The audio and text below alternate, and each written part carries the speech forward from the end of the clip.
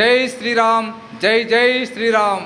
తెలంగాణలో నయా రజాకార్ వ్యవస్థ కొనసాగుతున్నదా అన్నట్లు అనిపించే విధంగా పూజ్య శంకర్ స్వామీజీ తెలంగాణ సాధు పరిషత్తు రాష్ట్ర అధ్యక్షులు వారు జోగులాంబ దగ్గర ఉన్నటువంటి శ్రీ జములమ్మ దేవాలయాన్ని దర్శించుకోవడానికి వెళితే ఎలాంటి విషయము చెప్పకుండా స్వామీజీని అరెస్టు చేసి 150 కిలోమీటర్ల దూరంలో ఉన్నటువంటి మహబూబ్ నగర్లో వదిలిపెట్టడము ఏమిటి?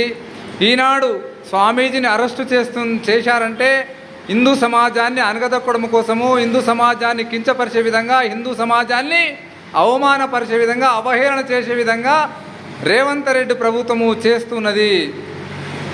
ఖబర్దార్, పూజ్య స్వామీజీని అరెస్టు చేయడము కాదు, పూజ్య స్వామీజీని బేషరతుగా అదే పోలీసు యంత్రాంగము మళ్ళీ తీసుకెళ్ళి అధికారికంగా పూజ్య స్వామీజీని దర్శనం చేయించాలని విశ్వ హిందూ పరిషత్ డిమాండ్ చేస్తున్నది. పూజ్య శంకర్ స్వామీజీ హరిజన వాడలలో, గిరిజన వాడలలో జ్యోతులు వెలిగిస్తూ మాతృమూర్తుల యొక్క పాద ప్రక్షాళన చేసినటువంటి మహనీయుణ్ణి ఎలాంటి విధంగా ఇబ్బందికరంగా అరెస్టు చేశారో చూశాము. కాబట్టి ప్రభుత్వం వెంబడే దిగొచ్చి స్వామీజీకి క్షమాపణ చెప్పి స్వామీజీని అధికార లాంఛనాలతో దర్శనం ఇప్పించాల్సిందిగా కోరుచు.